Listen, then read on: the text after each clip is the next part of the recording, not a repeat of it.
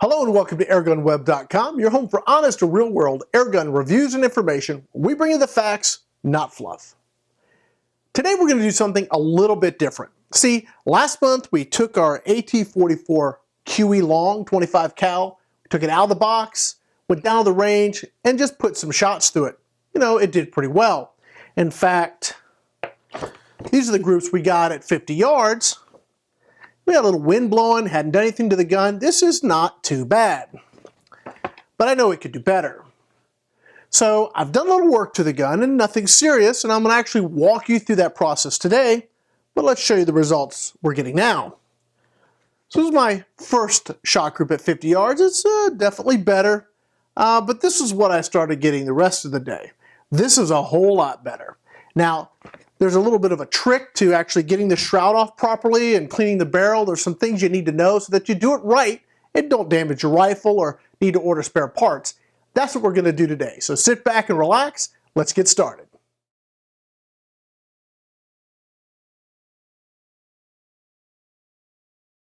Okay, so let's go ahead and get started here. Now, there are a couple different models of the AT44 QE variants on the market. This one actually has the screws on the top of the receiver where the front sight used to be, and that's what's holding the barrel in place. The newer models are going to have screws on the side, so on my model I've actually got to remove the scope. You may not have to do that, but we're going to walk through this whole process, show you how to go ahead and take this barrel off. Little parts you got to be really careful about, but before we get started, let's go ahead and make sure it's safe to get to work here. Remove the magazine.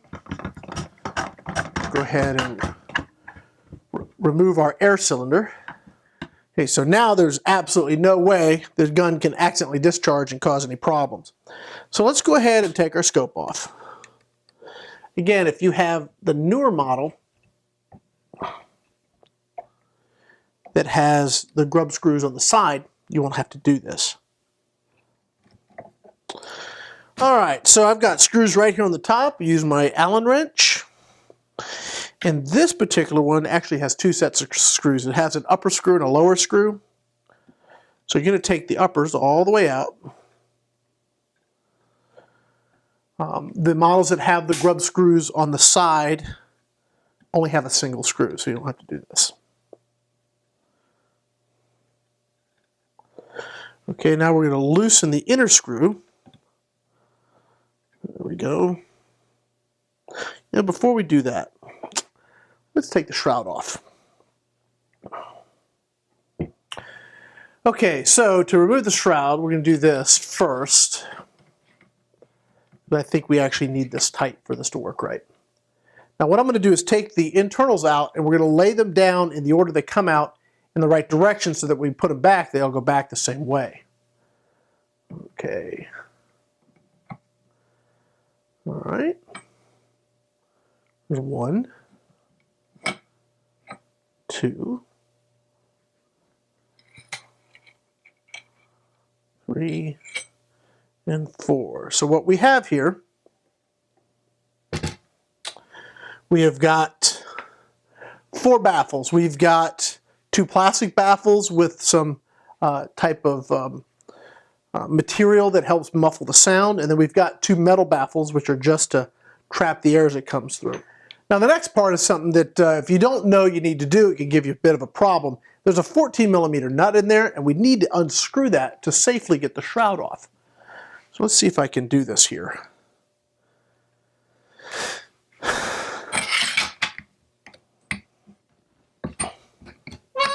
There we go. All right, that should be good enough. Now, the shroud just comes right off, just that easy. All right, to get that nut out, you may need one of these. This is kind of a long wooden dowel. And just like that, that is a completely dismantled shroud suppressor components. Now, what I did with my rifle before I went any further, is I took these parts, primarily I took these metal parts, and I took them over to the sink and I really cleaned them out. I just got all the debris off of them, made sure, because they came out, they were pretty gray. So take those out, completely wash those out, make sure they're really clean. You can also take a rag, go ahead and clean out the internals of your shroud here. It's less important, but getting these parts really cleaned out is actually very important.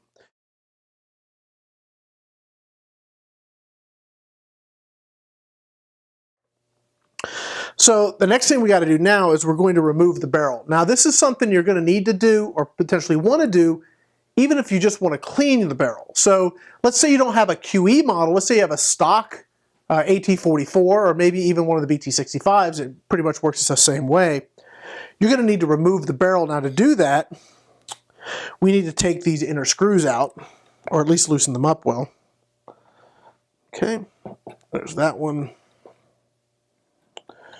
And here's this one. Now, what you're going to find when you pull this apart, there are going to be two O-rings on this barrel. There we go. All right, it's nice and loose. We want to be very careful with these O-rings because if you tear them, you're going to be going to Hatsan USA and buying some spare parts. Fortunately, they stock rebuild kits, so it's not that big of a deal if you do happen to tear one. All right, so really carefully. All right, now what you're going to want to see on this barrel, this is the centering piece or the support for the shroud, don't lose that. What you're going to see is there's going to be two sets of grub holes here. You've got on the top where we just pulled these out, and this barrel actually would go in one of the newer models, so you'll notice these are set back a little further, so when you put this back in, make sure you're lining up the right holes, the right set of grub screws, or you could find yourself with a problem. All right, so on the end of this barrel, we've got these two O-rings here. Now, I believe they call these barrel O-rings, but you definitely want to be very careful when you reinsert this barrel, or you can nick these, and then you're not going to get the kind of velocity, and you're not going to get the kind of consistency that the gun can actually produce. The other O-ring that's very, very critical, it's one that causes a lot of problems if you don't know to look if it's there or not. There's a breech O-ring right here in the center, I mean right there in the middle. I don't know if you can see that there. I'll show it to you right there anyway. But right there in the middle, there's an O-ring, and that little guy, if it falls out or it gets blown out, or when you're cleaning the barrel, if you get very aggressive with like a bronze brush, you can catch that and pull it out before you know it, not even realize it. You put your gun back together, and all of a sudden your shots are all over the map, and you got air blowing back in your face. It's usually because that O-ring got damaged or got lost. So you can buy those at HatsanUSA.com. They sell the rebuild kits, and that's one of the parts. It is caliber dependent, so make sure that you're buying the right caliber.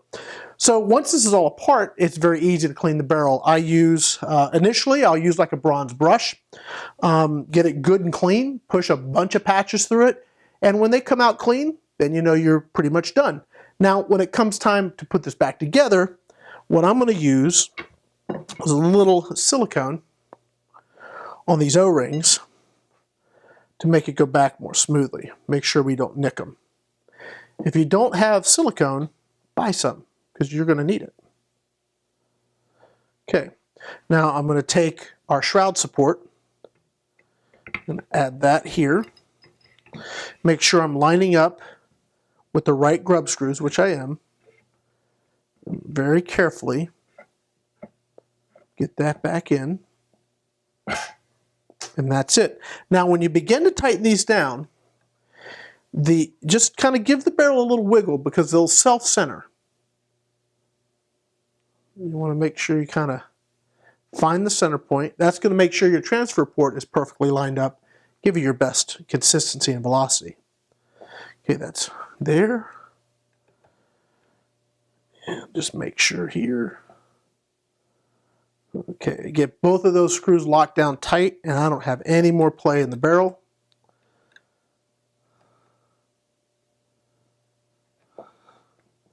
Oh yeah, that's good to go. Go ahead and replace our top screws. That actually locks the bottom ones in place so they can't back out on you. Okay, double check. Yeah, that's tight as a drum. I have no movement at all. That's perfect. So now, take our shroud.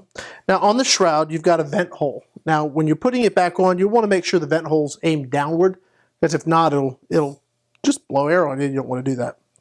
So we'll slide this back on.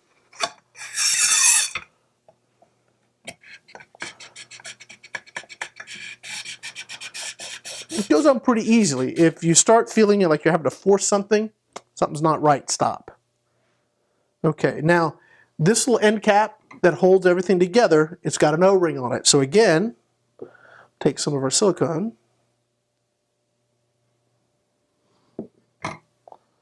Just lube that up. Ooh, where we go? Here's our socket.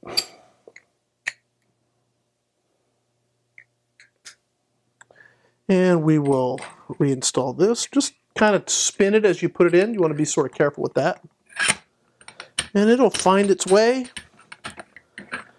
Just snug it up here. I'm using a breaker bar just because it's most convenient for me. But you don't have to. You can use a ratchet or something else. But you don't really need to put a lot of pressure on this. You just want to give it a good snug. You want to make sure that it's tight. It's not going to come loose on you. Oh yeah, that's great. The next thing we're going to do is go ahead and put our baffles back in. And we're going to go start with the reverse order. Pop these guys back in here.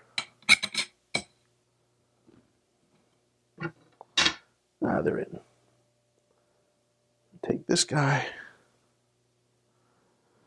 When you're putting these in, make sure that the fabric stays lined up properly. If it doesn't, it can cause these to twist a little bit. All right, here we go. There we are. Now we can take our end cap.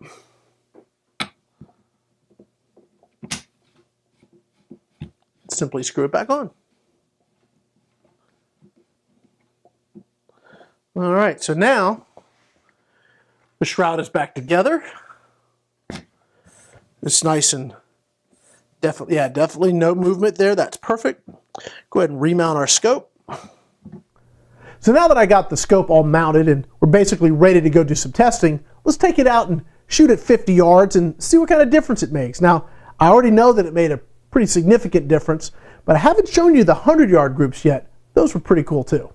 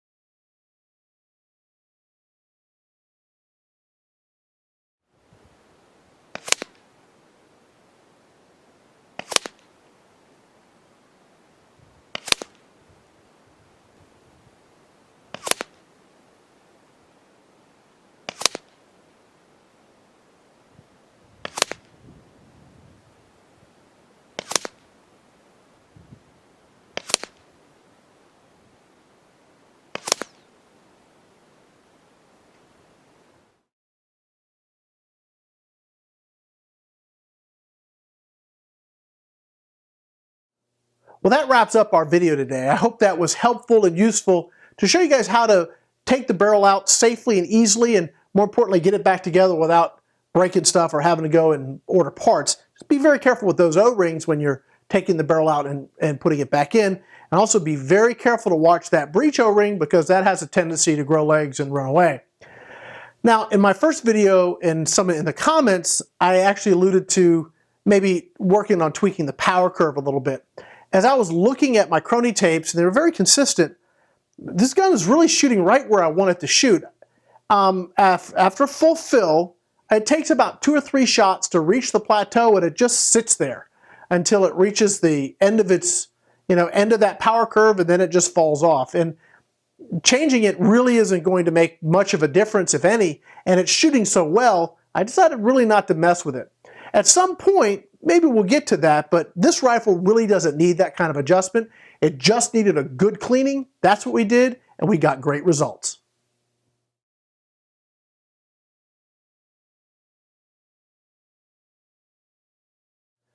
I'd like to take a moment and thank the folks over at Airgun Depot for sponsoring AirgunWeb and also this video. I'd also like to thank Hatsan USA for sending us the AT44 QE Long for this video, and of course Hawk for sending us their great optics. They definitely keep us stocked well or never short of good glass to put on our guns. Now, when you're looking for airgun reviews or looking for airgun information, think AirgunWeb, where we tell you the facts, not fluff. My name is Rick Eutsler with AirgunWeb.com. Thanks again for watching.